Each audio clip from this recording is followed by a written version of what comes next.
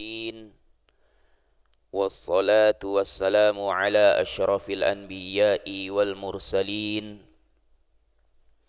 نبينا وسيدنا محمد وعلى آله وصحبه أجمعين رب اشرح لي صدري ويسر لي أمري واحلل عقدة من لساني يفقه قولي أما بعد.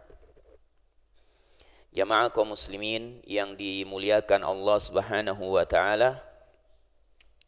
Alhamdulillah, kita bersyukur kepada Allah Subhanahu wa taala yang telah mengaruniakan kepada kita semua segala kenikmatannya, sehingga pada pagi hari yang berbahagia ini kita masih diberikan kesempatan untuk dapat hadir di majelis ilmu di masjid yang diberkahi ini. Dan semoga Allah Subhanahu wa taala menjadikan perkumpulan kita di tempat yang mulia ini sebagai perkumpulan yang diberkahi dan dirahmati.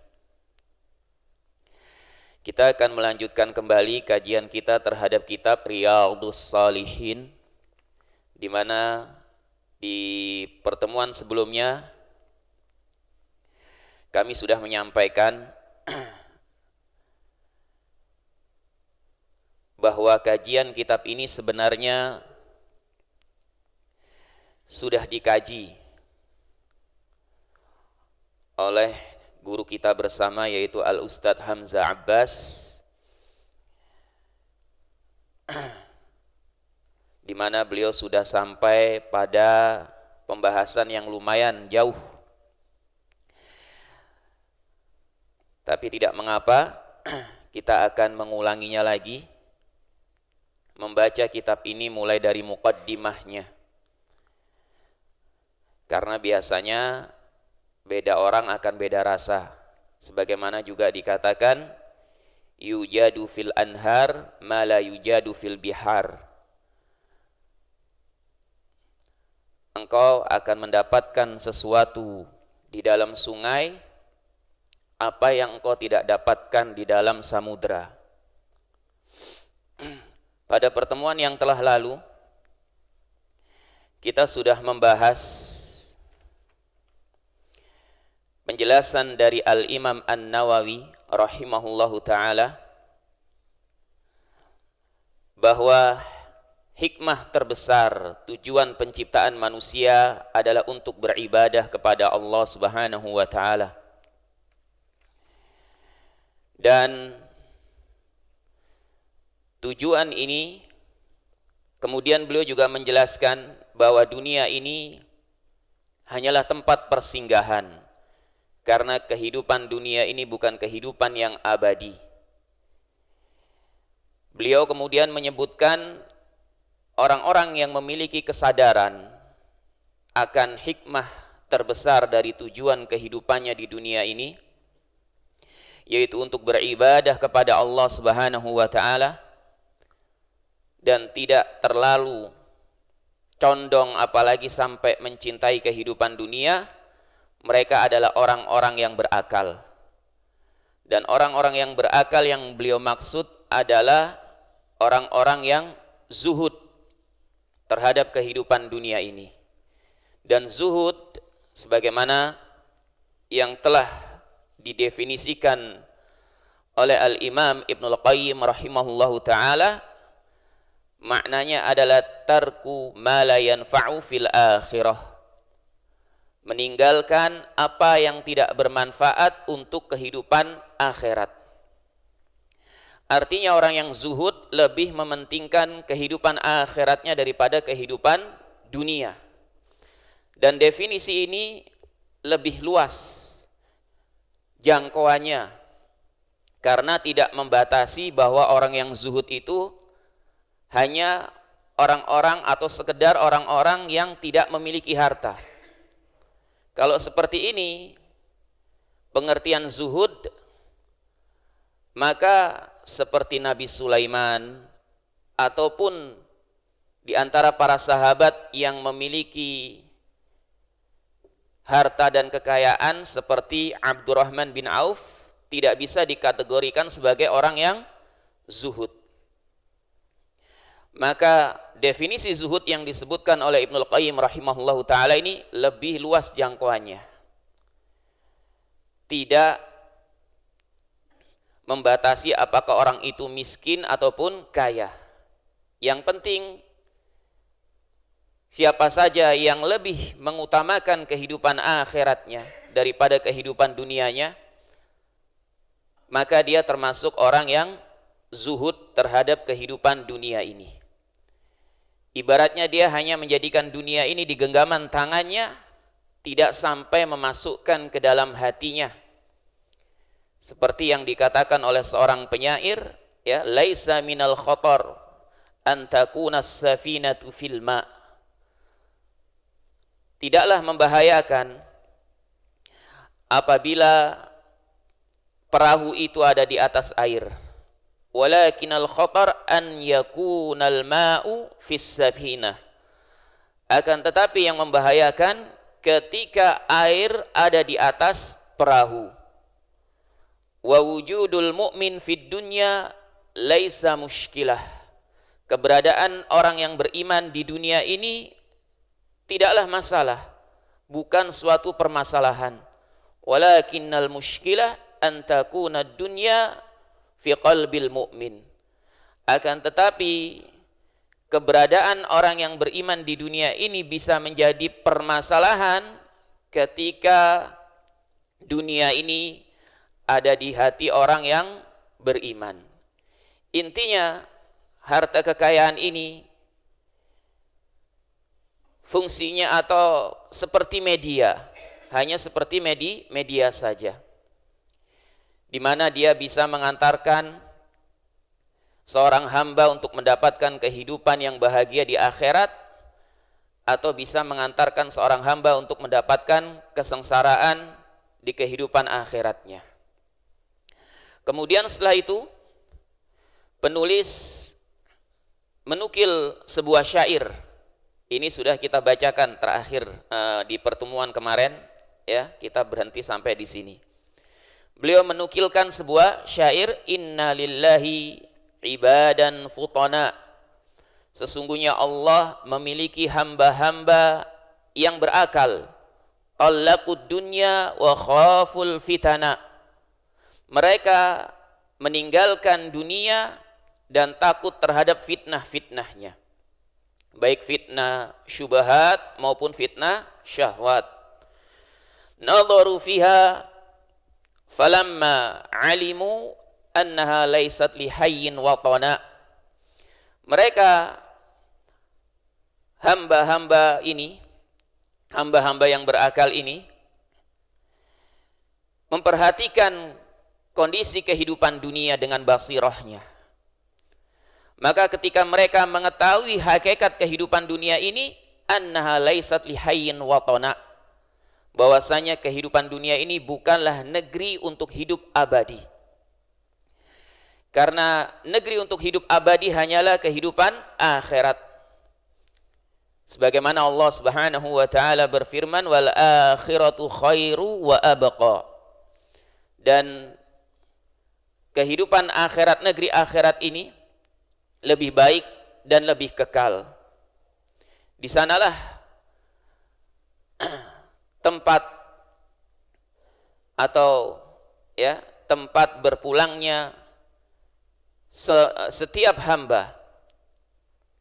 Baik dia akan mendapatkan kehidupan abadi dengan penuh kenikmatan maupun kehidupan abadi penuh dengan kesengsaraan.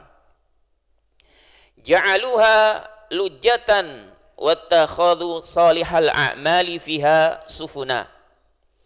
Mereka orang-orang yang berakal ini menjadikan dunia bagaikan samudra yang harus diseberangi, seberangi. Wattakhadhu salihal a'mali fiha sufuna. Dan mereka pun menjadikan amalan saleh sebagai perahunya. Perahu untuk menyeberangi samudra kehidupan dunia ini menuju kampung akhirat. Kemudian Al-Imam An-Nawawi rahimahullahu taala berkata, fa idza kana haluha ma wasaftuhu, maka apabila kondisi dunia ini seperti apa yang aku sifatkan, yaitu kehidupan dunia ini hanyalah sementara, hanya sebagai tempat persinggahan, bagaikan samudra saja yang harus kita seberangi. Wa haluna wa ma khuliqna lahu ma qaddamtuhu, dan kondisi kita sebagaimana yang aku utarakan. Kondisi kita, kondisi manusia sebagaimana yang beliau utarakan. Di dunia ini hanyalah sementara, dan hikmah terbesar tujuan penciptaan manusia ini untuk beribadah kepada Allah Subhanahu wa taala. Fa haqqun 'alal mukallafi an yadhhaba bi nafsihi madhhabal akhyari. Fa haqqun 'alal mukallaf, maka wajib bagi setiap mukallaf. Al-mukallaf yang dimaksud adalah al-balighul aqil, orang yang sudah balik dan berakal. Orang yang sudah balik dan berakal. Ini yang dimaksud dengan al-mukallaf. Ya. Kalau untuk anak laki-laki, usia maksimal balik adalah 15 tahun. Ini usia maksimal balik. Ketika apa? Ketika tidak terlihat tanda-tanda yang lainnya. Apa tanda-tanda yang lainnya? Yaitu mimpi basah. Tidak harus mimpi, pokoknya keluar mani. Tidak harus mimpi. Bisa dengan mimpi, bisa juga dengan melihat sesuatu yang mungkin menggerakkan syahwatnya, kemudian dia keluar mani. Dan biasanya ini terjadi ketika anak laki-laki berumur 9 tahun. 9 tahun, dan semua ini dihitung dalam hitungan tahun Hijriyah. Maka di sini orang tua harus perhatian dengan apa? Dengan penanggalan Hijriyah, dengan tahun kapan anaknya dilahirkan, tanggalnya, tahunnya, bulannya, dengan hitungan Hijriyah, karena ini yang dianggap. Karena ini yang dianggap. Karena ini yang dianggap. Kalau misalkan anak perempuan, batas maksimalnya juga 15 tahun jika tidak terlihat tanda yang lainnya. Tanda yang lainnya apa? Yaitu keluarnya mani dan juga haid. Keluarnya mani dan juga haid. Ini juga kebanyakan terjadinya pada umur 9 tahun. Maka ketika sudah balik atau akil, berarti dia sudah menjadi mukallaf, sudah terkena beban syariat. Apabila meninggalkan kewajiban, maka berhak mendapatkan dosa.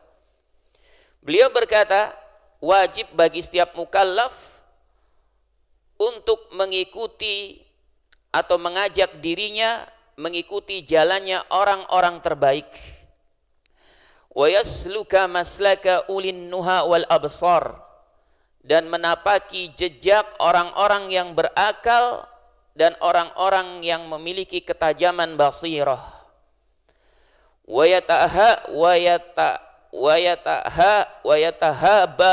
yatahabal lima asyartu ilaihi, dan ia hendaknya mempersiapkan dirinya terhadap perkara yang aku telah isyaratkan. Mempersiapkan dirinya terhadap perkara yang telah aku isyaratkan, yaitu melakukan ibadah kepada Allah Subhanahu wa taala, mempersiapkan dirinya untuk menghadapi kehidupan akhirat. Wa yahtamma bima nabbahtu alaihi, dan memiliki perhatian dengan apa yang aku telah peringatkan. Dengan apa yang telah aku peringatkan. Maksudnya apa? Maksudnya untuk mengikuti jalannya orang-orang yang terbaik, menempuh jejak orang-orang yang berakal dan memiliki ketajaman basirah. Wa aswabu tariqin lahu fi dzalik, dan jalan yang paling benar baginya untuk melakukan yang demikian itu, wa arsyadu ma yaslukuhu fil masalik, dan perkara yang paling memberikan petunjuk, perkara yang paling memberikan petunjuk yang bisa dia tempuh, at-ta'addubu bima sahha 'anin nabiyina, at-ta'addubu bima sahha 'an nabiyina sayyidil awwalina wal akhirin. Al-Imam An-Nawawi rahimahullahu ta'ala menjelaskan kepada kita bahwa jalan yang paling benar, yang paling terbaik, dan perkara yang paling memberikan petunjuk untuk bisa kita tempuh adalah dengan meneladani apa yang telah sahih dari Nabi kita Muhammad sallallahu alaihi wasallam, sayyidil awwalina wal akhirin, pemimpin, pemuka orang-orang yang pertama maupun yang terakhir.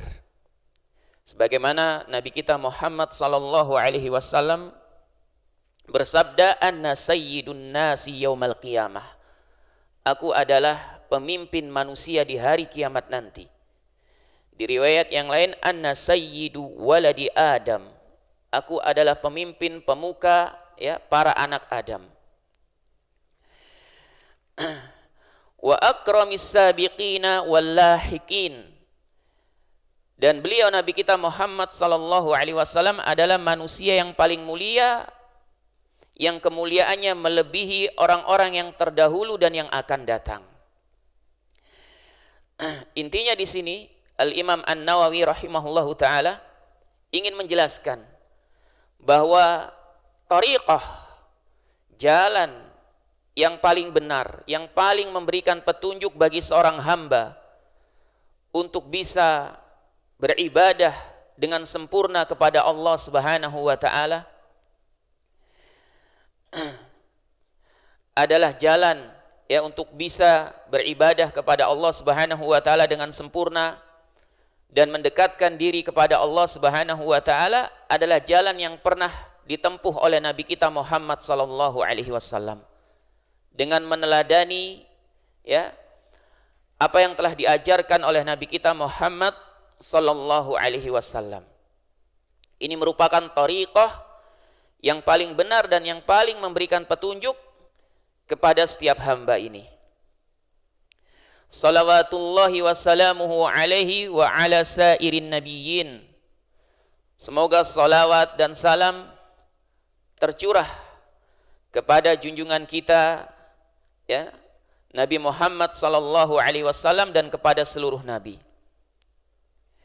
Wa qad qala Allah taala, dan sungguh Allah Subhanahu wa taala berfirman, wa ta'awanu 'alal birri wat taqwa,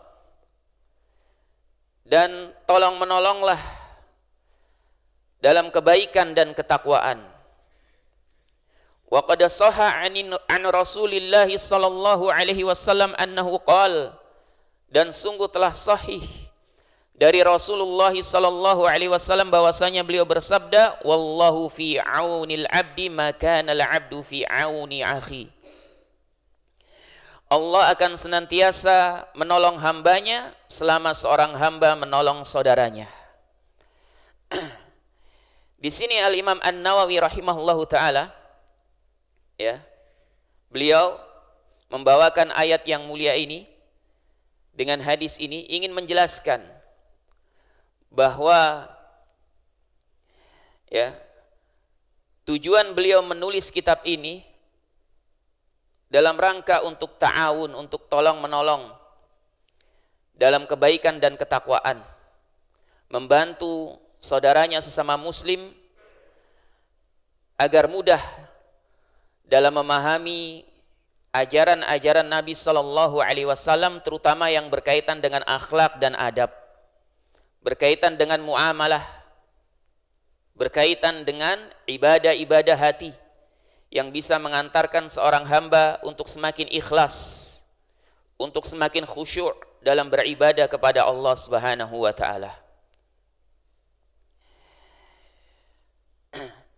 Oleh karena itu beliau membawakan Yang pertama firman Allah Subhanahu wa taala yang ada pada surah Al-Maidah ayat yang kedua, wa ta'awanu 'alal birri wat taqwa, dan tolong menolonglah dalam kebaikan dan ketakwaan. Tolong menolong terhadap sesama manusia hukumnya dibagi menjadi 3. Ada yang masyru', yang sangat ya, yang disyariatkan, yang dianjurkan, ada yang haram, ada yang mubah. Adapun yang disyariatkan, ketika bentuk tolong menolongnya dalam kebaikan dan ketakwaan, sebagaimana dalilnya yang telah disebutkan oleh Al-Imam An-Nawawi rahimahullahu ta'ala, wa ta'awanu 'alal birri wat taqwa, dan tolong menolonglah dalam kebaikan dan ketakwaan.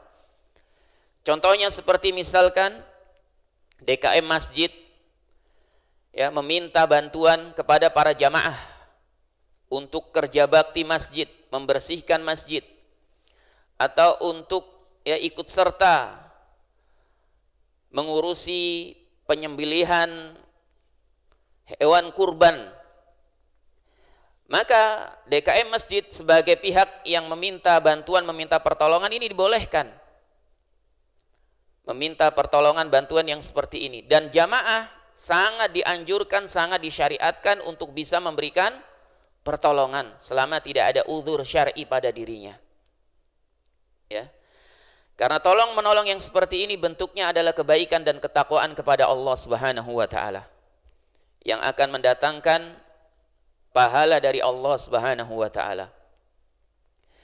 Kemudian yang kedua, tolong menolong yang hukumnya haram. Sebagaimana Allah Subhanahu wa taala berfirman, wala ta'awanu 'alal itsmi wal 'udwan, dan janganlah tolong menolong ya dalam dosa dan permusuhan. Contohnya ada orang yang minta diantarkan untuk membeli khamr, minuman keras. Maka orang yang minta tolong ini haram, nggak boleh dia minta tolong dalam perkara ini. Orang yang memberikan pertolongan pun juga tidak diperbolehkan untuk menyanggupinya. Karena ini tolong menolong dalam perkara yang diharamkan. Walaupun orang yang memberikan pertolongan ini yang mengantarkan untuk membeli khamr, membeli minuman keras ini tidak ikut minum. Tidak ikut minum. Ya. Maka ini adalah tolong menolong dalam perkara yang diharamkan. Kemudian yang ketiga, tolong menolong yang hukumnya mubah. Yang hukumnya mubah. Contohnya seperti apa? Contohnya misalkan ya, ada tetangga kita yang minta diantarkan untuk ngambil kendaraannya yang sedang diservis di bengkel. Kendaraannya sudah selesai. Tolong antarkan saya dong jam 10 nanti. Ini bentuknya mubah. Dia boleh minta tolong dalam perkara yang seperti ini. Ya. Tapi di sini harus lapang dada. Karena bentuknya atau hukumnya hanya mubah, orang yang mampu memberikan pertolongan di sini atau yang dimintai tolong di sini, dia boleh ya menyanggupinya, boleh juga menolak. Karena hukumnya hanya mubah. Dia boleh saja menolak, maaf saya nggak bisa, karena jam 10 nanti saya ada keperluan. Maka di sini harus lapang dada. Ya, jangan kemudian apa? Menggerutu misalkan, gitu aja nggak mau. Ya, cuma gini aja nggak mau bantu saudaranya misalkan. Ya, maka ini yang seperti ini hukumnya hanya mubah saja. Hukumnya hanya mubah. Yang minta tolong boleh, yang memberikan pertolongan atau yang dimintai tolong dia boleh menyanggupi, boleh juga tidak. Maka harus lapang dada. Walaupun dengan saudara kandung sendiri. Ya, minta tolong misalkan ke adiknya, bisa nggak nanti anterin saya? Perkaranya perkara yang mubah. Adiknya nggak bisa, nggak menyanggupi karena ada keperluan yang lebih penting. Maka harus apa? Lapang dada. Namun walaupun hukumnya mubah, sebagaimana disebutkan oleh Syekh Utsaimin rahimahullahu taala, apabila diniatkan bagi orang yang dimintai tolong ini kemudian dia menyanggupi, dia meniatkan ya tujuannya untuk memberikan pertolongan ini dalam rangka untuk berbuat ihsan kepada sesama manusia, maka ini bisa mendatangkan ganjaran pahala dari Allah Subhanahu wa taala.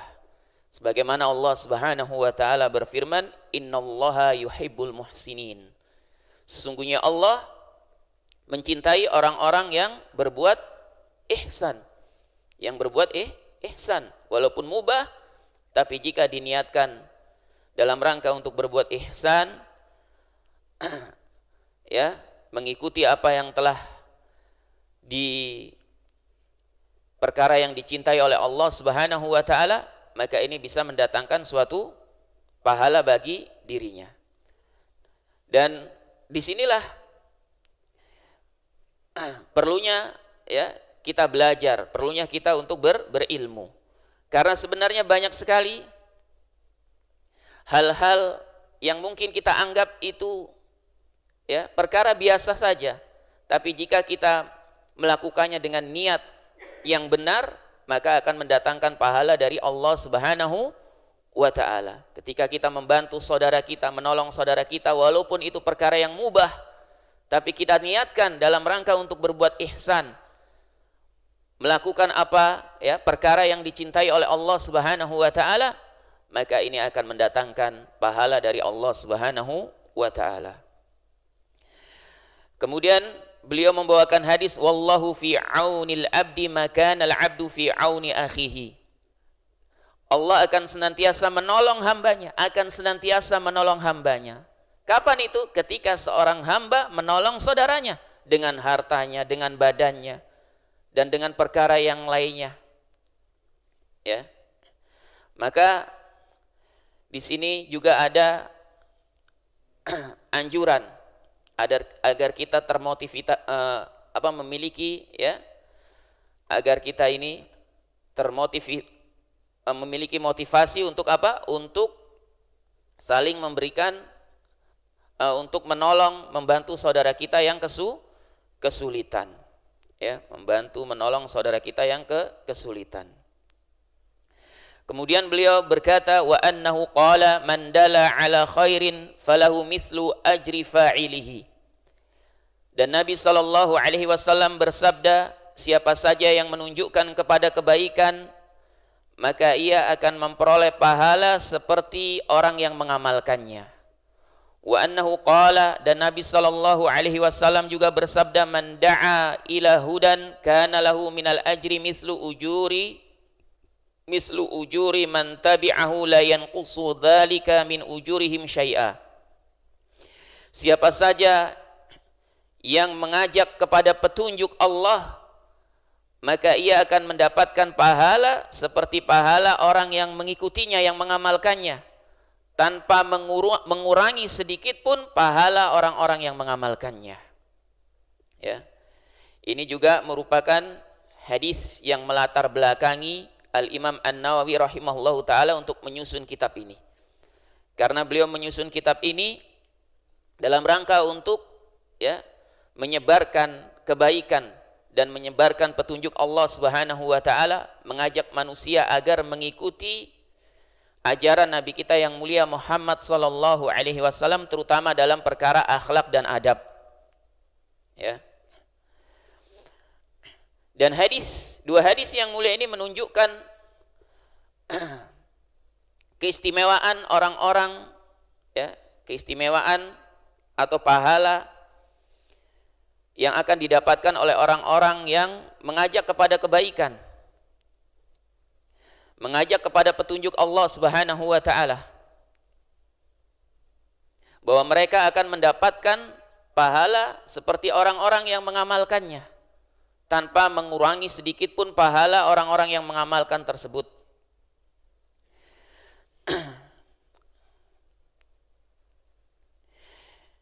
Dan orang-orang yang mengajarkan kebaikan ini ya akan terus-menerus mendapatkan pahala tersebut selama apa yang diajarkan diikuti oleh orang lain. Walaupun yang mengajarkan kebaikan ini sudah mati, sudah meninggal dunia. Sebagaimana disebutkan dalam hadis, Nabi sallallahu alaihi wasallam bersabda, "Idza mata ibnu Adam inqata'a 'amaluhu illa min thalath." Jika anak Adam telah meninggal dunia, telah mati, maka seluruh amalannya akan terputus kecuali 3. Di antaranya ini wa ilmin yuntafa'u bih, yaitu ilmu yang bermanfaat. Ilmu yang bermanfaat. Setiap orang bisa untuk mendapatkan keutamaan yang mulia ini. Semuanya sesuai dengan kemampuan. Mengajarkan kebaikan, mengajak orang untuk mengikuti petunjuk Allah Subhanahu wa taala. Semuanya bisa mendapatkan keutamaan yang besar ini. Namun perlu diingat, yang pertama kali harus kita ajarkan kebaikan, kita ajak menuju petunjuk Allah adalah keluarga kita sendiri. Karena mereka merupakan ladang dakwah yang paling dekat dengan kita. Jangan sampai kita mengajak orang lain kepada kebaikan, mengajak orang lain kepada petunjuk Allah Subhanahu wa taala, namun keluarga kita sendiri tidak pernah kita ajarkan mereka kebaikan, kita ajarkan mereka petunjuk Allah Subhanahu wa taala. Walaupun hanya mengajarkan kepada anak-anak kita untuk bisa membaca Al-Qur'an, alif, ba, ta, a, ba, ta, dan seterusnya. Mengajarkan mereka untuk membaca Al-Fatihah, mengajarkan kepada mereka bagaimana cara wudhu yang benar, mengajarkan kepada mereka bagaimana cara sholat yang benar. Jika hal ini diingat, diikuti terus oleh putra-putri kita, diamalkan oleh mereka, maka ini akan menjadi apa? Menjadi sumber pahala yang tiada henti walaupun kita sudah meninggal dunia. Mengajak orang lain untuk sholat tidak perlu dengan dalil, cukup kita katakan ayolah sholat. Sholat 5 waktu ini hukumnya wajib, jangan sampai meninggalkannya karena ini dosa besar, lebih dosa daripada apa? Daripada berzina. Dia bisa mungkin dia menjaga dirinya tidak berzina. Ada kan sebagian orang dia nggak minum khamr, tapi apa? Tapi dia malas sholat. Bisa kita menyebarkan kebaikan dengan cara-cara yang mudah, yang simple. Atau mengajak orang untuk apa? Untuk datang ke majelis ilmu, ke majelis ta'lim. Wa annahu qala li Aliin radhiyallahu anhu. Dan Nabi sallallahu alaihi wasallam pernah berkata kepada Ali radhiyallahu anhu, "Fa wallahi li an yahdiyallahu bika rajulan wahidan khairun laka min humrin na'am." Demi Allah, kata Rasulullah sallallahu alaihi wasallam, sekiranya Allah Subhanahu wa taala memberikan petunjuk kepada satu orang dengan sebab dirimu, maka itu lebih baik daripada unta merah. Unta merah ini merupakan kendaraan terbaik, kendaraan yang paling mahal di zaman itu. Maka jika ada satu orang yang mendapatkan petunjuk Allah dengan sebab kita, ini lebih baik daripada unta merah. Lebih baik daripada unta merah. Hadis ini juga merupakan hadis yang menjelaskan tentang keutamaan menyebarkan kebaikan, mengajak manusia kepada petunjuk Allah Subhanahu wa taala. Kemudian beliau berkata, "Fara'aitu an ajma'a mukhtasaran minal ahaditsis sahihah." Maka dengan atas dasar dalil-dalil yang beliau kemukakan tadi, aku pun memandang perlu untuk mengumpulkan ringkasan dari hadis-hadis yang sahih. Perlu untuk mengumpulkan ringkasan dari hadis-hadis yang sahih. Inilah tawadhu'nya para ulama. Beliau mengatakan kitabnya ini, kitab yang penuh barokah ini, dengan kitab ringkasan.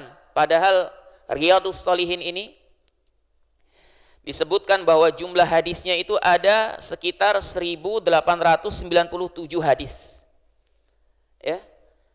Tapi beliau katakan ini sebagai kitab yang ringkas. Kemudian di dalamnya ada sekitar 17 sampai 19 kitab. Dan ada sekitar 265 bab dengan susunan yang sangat mudah sekali untuk dipelajari bab-babnya tersebut. Tapi beliau mengatakan ini sebagai kitab yang ringkas. Padahal di zaman dahulu ketika menulis hadis itu tidak sama seperti sekarang. Untuk mengumpulkan hadis itu tidak sama seperti sekarang, apalagi yang beliau kumpulkan di sini adalah hadis-hadis khusus yang mengajarkan tentang adab dan akhlak, mengajarkan tentang ibadah-ibadah hati. Ya, hadis-hadis khusus. Kemudian beliau susun sesuai dengan bab-babnya. Kalau bab ikhlas, maka beliau kumpulkan hadis-hadis yang sesuai dengan bab ini. Ini bukan perkara yang mudah. Kalau sekarang mungkin kita tinggal buka ya Google, mau cari hadis apa tinggal buka apa Google.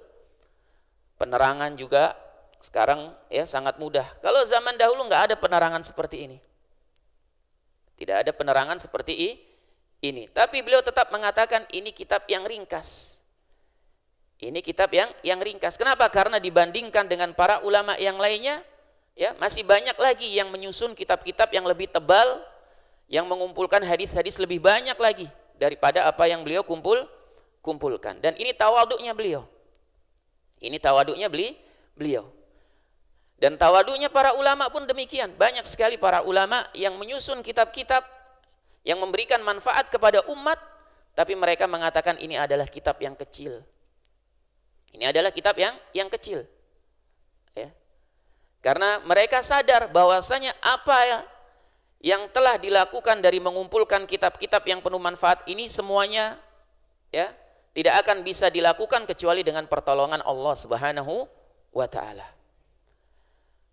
Kecuali dengan pertolongan Allah Subhanahu wa taala. Dan kitab ini dipelajari terus menerus dari zaman ke zaman, diterjemahkan dalam berbagai bahasa. Dan kitab yang paling banyak dipelajari di masjid-masjid, di pesantren-pesantren di seluruh negeri kaum muslimin. Bahkan di negeri-negeri kafir pun dipelajari oleh kaum muslimin yang ada di sana. Oleh karena itu diterjemahkan dalam bahasa Perancis, dalam bahasa Inggris, ya, dalam bahasa Pakistan, bahasa India dan yang lain sebagainya. Namun beliau tetap mengatakan ini kitab ya, ini merupakan ringkasan. Kitab yang ringkas. Kitab yang ringkas. Ya. Mungkin kalau kita berkaca kepada diri kita, kadang-kadang baru berbuat sedikit saja untuk umat ini sudah apa? Ya.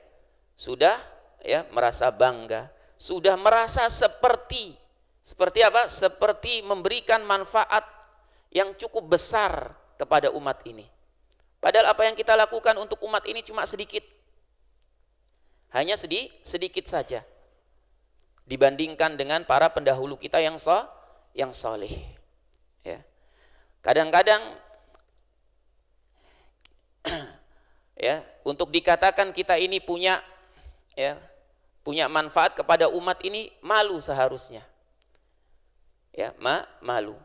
Karena apa? Karena nggak ada yang bisa dibanggakan jika dibandingkan dengan para pendahulu kita yang soleh, yang mereka mewakafkan dirinya untuk apa? Untuk kepentingan umat.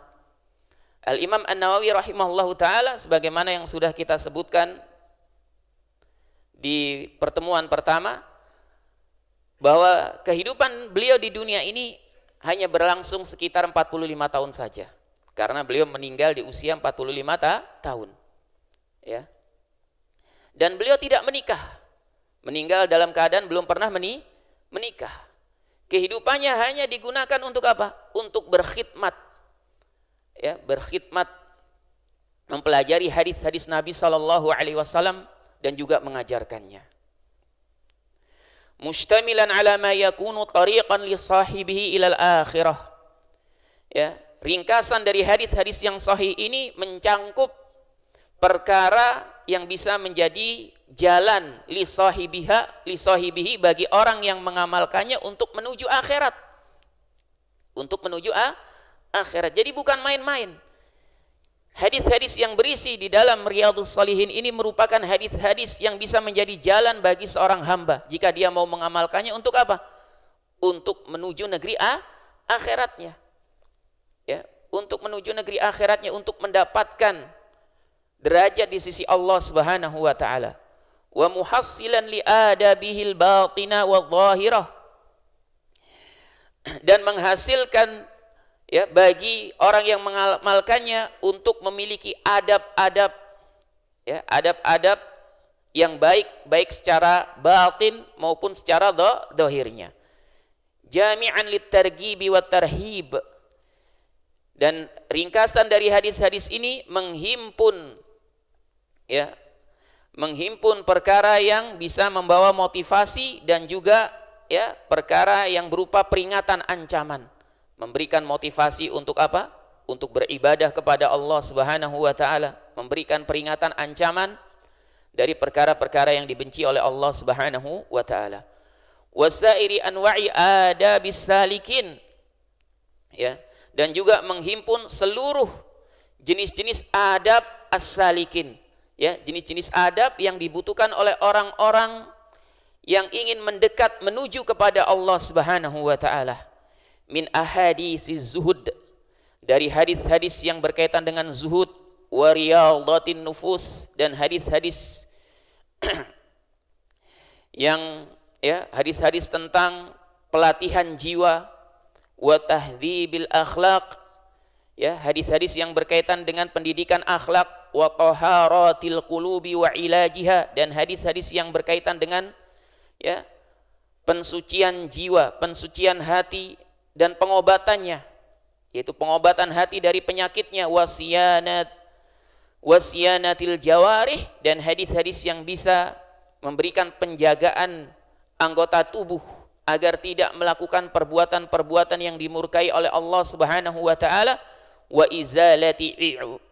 izalati ya iwijajiha, dan juga hadis-hadis yang berisi tentang untuk menghilangkan penyimpangan-penyimpangan hati. Penyimpangan-penyimpangan hati, ya, menghilangkan ya perkara-perkara yang bisa menyimpangkan hati seperti kiber, sombong, ujub, riya, dan yang lain sebagainya. Wa ghairi dzalika min maqasidil arifin, dan selain itu dari ya tujuan-tujuan al-arifin, tujuan orang-orang yang ingin mendekatkan diri kepada Allah, berupaya untuk senantiasa mendekat kepada Allah dan menjauhi perkara-perkara yang dimurkai oleh Allah Subhanahu wa taala. Wa altazimu fihi an la adkura illa hadithan sahihan minal wadihat, dan aku tetapkan di dalam kitab ini ya hanya menyebutkan hadis-hadis yang sahih saja, yang sudah jelas maknanya, ya. Tapi yang dimaksud hadis-hadis yang sahih di sini bukan sahih secara istilah para ulama ahli hadis. Tapi yang dimaksud sahih di sini yaitu ya hadis-hadis yang makbul, yang sah untuk dijadikan dalil. Maka dari itu ya masuk di dalamnya hadis yang derajatnya hasan atau hasan li ghairihi. Jadi bukan maksudnya hadis sahih secara istilah. Ya, kalau hadis secara istilah ya maka banyak hadis-hadis di sini juga yang tidak sahih tapi hanya hasan atau hasan li ghairihi. Bahkan ya ada hadis-hadis yang dhaif juga. Ada yang meneliti hadis-hadis yang dhaif di dalam kitab Riyadhus Shalihin ini kurang lebih jumlahnya ada 40 hadis.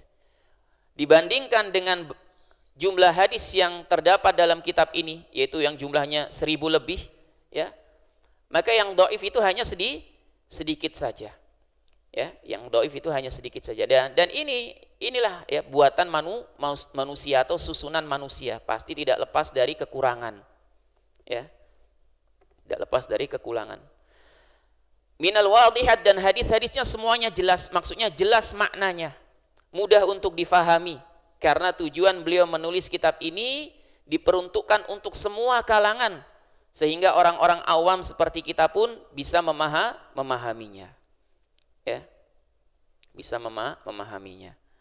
Sedikit lagi ya Pak ya, tanggung nih. Mudhafan ilal kutubis sahihah al masyhurat, ya, yang hadis-hadis ini yang beliau kumpulkan ini bersandar kepada kitab-kitab yang sahih, kitab-kitab hadis yang sahih yang masyhur, seperti Sahih Bukhari, Sahih Muslim. Kemudian ya Sunan Abu Daud, Sunan Tirmidzi, An-Nasai, Ibnu Majah, kemudian Mustadraknya Al-Hakim, ya.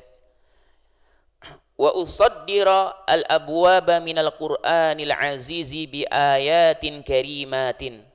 Dan aku memulai setiap babnya, ya. Setiap babnya itu dimulai dengan ayat-ayat yang mulia dari Al-Qur'an. Jadi nanti setiap bab itu ada judulnya, kemudian akan dimulai dengan ayat terlebih dahulu yang berkaitan dengan bab yang sedang dibahas. Kemudian setelah itu baru disebutkan oleh beliau hadis-hadisnya. Hadis-hadis yang berkaitan dengan bab yang akan dibahas. Wa washiha ma yahtaju ila dhabtin aw syarhi ma'nan khafiyyin binafaisa minat tanbihat.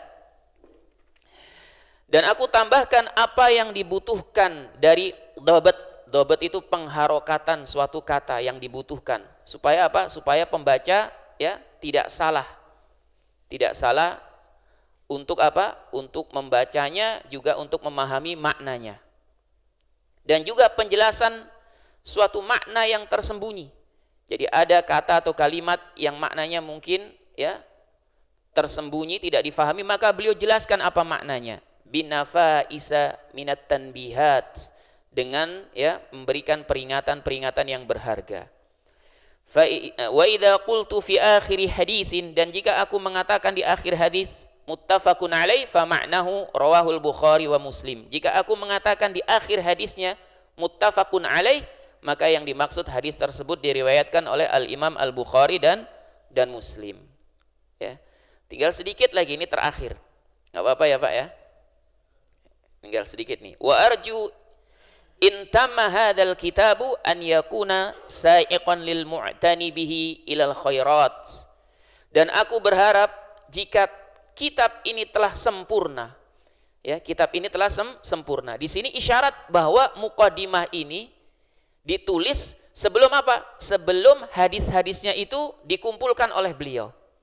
Jadi beliau apa? Beliau menulis muqaddimah terlebih dahulu, baru setelah itu apa? Setelah itu mengumpulkan hadis-hadis yang berkaitan dengan bab-bab yang ingin beliau jelaskan. Karena muqaddimah yang dibuat oleh para ulama itu, ya, terkadang ditulis setelah isi